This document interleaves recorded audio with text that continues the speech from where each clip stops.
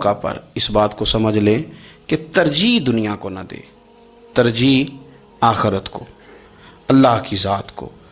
ہماری آخرت کس طرح ٹھیک ہو سکتی ہے، آخرت میں کامیاب کس طرح ہو سکتے ہیں، آخرت میں اللہ تعالیٰ کی رضا کیسے پا سکتے ہیں، اس کو ترجیح دینی چاہیے۔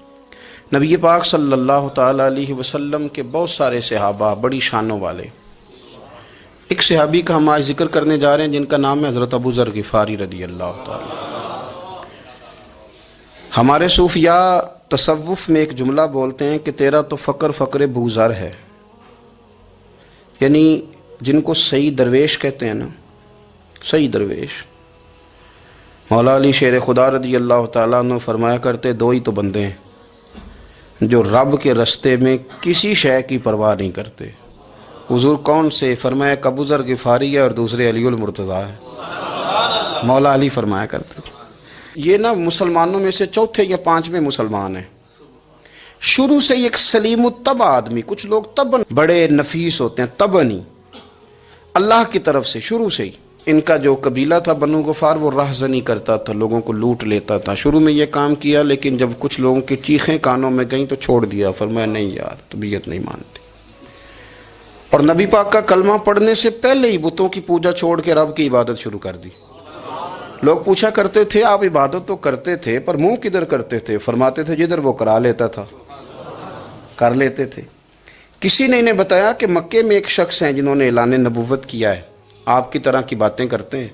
انہوں نے اپنے بھائی کو بھیجا، ان کا نام انیس تھا، پتہ کر کے واپس آئے، بھائی کہنے لگے ابو ذر، ان کا نام جندب ہے، اصل میں ذر ان کے بیٹے کا نام ہے اور کنیت سے زیادہ معروف ہیں، ابو ذر غفاری کہلاتے ہیں۔ فرماتے ہیں کہ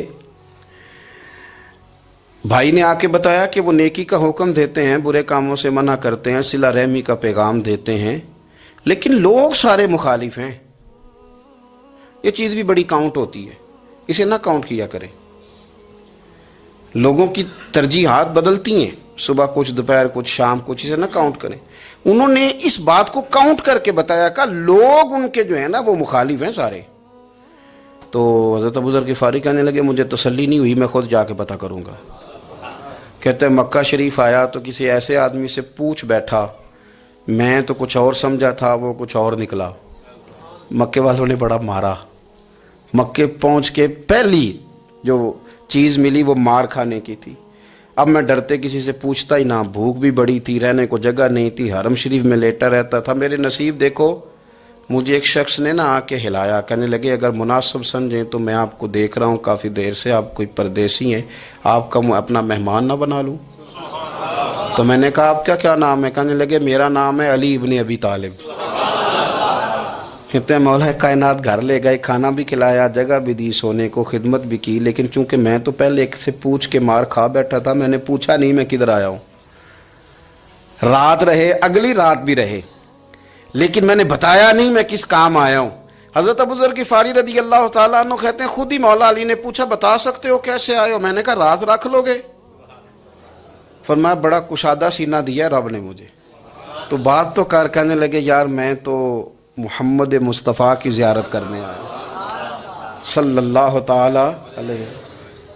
یہ بے نیاز لوگوں میں سے ہیں حضرت سیدنا ابو ذر غفاری۔ میں حضور کی زیارت کے لیے، حضرت علی کہنے لگے سویرے لے چلوں گا۔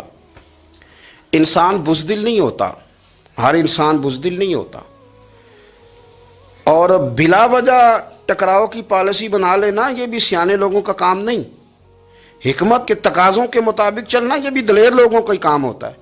حضرت مولا علی کہنے لگے صبح لے کے چلوں گا پر حالات ٹھیک نہیں، شرارتی لوگ ہر جگہ ہوتے ہیں، اگر کوئی شرارتیوں کا ٹولہ ملا نا جو کھڑا ہوگا جاسوسی کرنے کے لیے کہ حضور کی طرف کون کون جا رہا ہے، تو میں نیچے جھکوں گا جوتے کا تسمہ ٹھیک کرنے کے لیے، لیکن آپ نے نہیں کھڑے ہونا، آپ نے چلتے رہنا ہے تاکہ کسی کو شک نہ ہو۔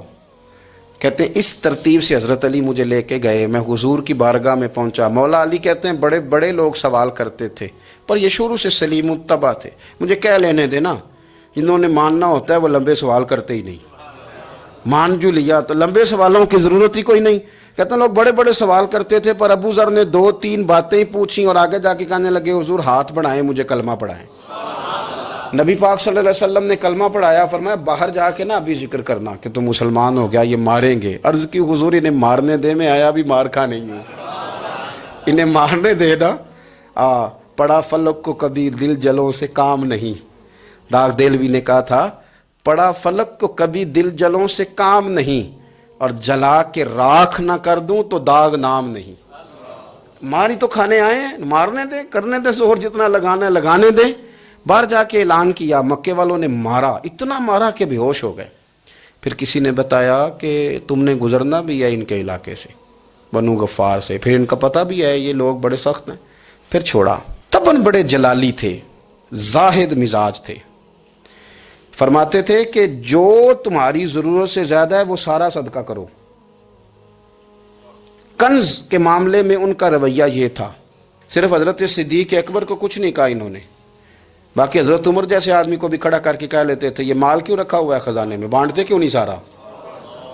اور جناب عثمان غنی رضی اللہ تعالیٰ عنہ کے ساتھ تو باقاعدہ کئی دفعہ اس موضوع پر گفتگو کی. وہ کہتے تھے کہ جب اللہ کہتا ہے قرآن میں کہ مال دولت جمع نہیں کرنی، تو وہ جو لوگ تھے وہ بھی بڑی شانوں والے تھے. وہ کہتے تھے کہ اللہ نے جب زکوٰۃ فرض کی تو مال جمع ہوتا ہے تو زکوٰۃ فرض ہوتی ہے نا. جب فطرانے کا کہا تو مال ہوتا ہے تو فطرانہ آتا ہے نا. تو آپ جو کہہ رہے ہیں وہ ٹھیک ہے، پر آپ اعلیٰ بات کر رہے ہیں تقوی کی، سارا بانٹو. تو حضرت ابو ذر غفاری کہتے تھے چلو ٹھیک ہے تمہاری بھی بات مان لیتا ہوں، پر یہ بتاؤ مدینے والے کا اپنا طریقہ کیا ہے؟ کہ بھئی حضور کا طریقہ تو وہی ہے جو آپ بتا رہے ہیں. تو فرمانے لگے پھر اس رستے نہ چلیں جو رستہ مدینے والے رسول کا ہے. اور حضور سے، نبی پاک سے عشق کرتے بڑا کھل کے. یہ صحابہ صفہ میں سے تھے. کلمے پڑھنے کے بعد چونکہ طبیعت جلالی تھی تو حضور نے بھیج دیا، فرمایا واپس جاؤ اپنے قبیلے میں تبلیغ کرو. واپس گئے، بھائی کو مسلمان کیا، والدہ کو مسلمان کیا، قبیلہ سارا مسلمان کیا، وہیں رہے.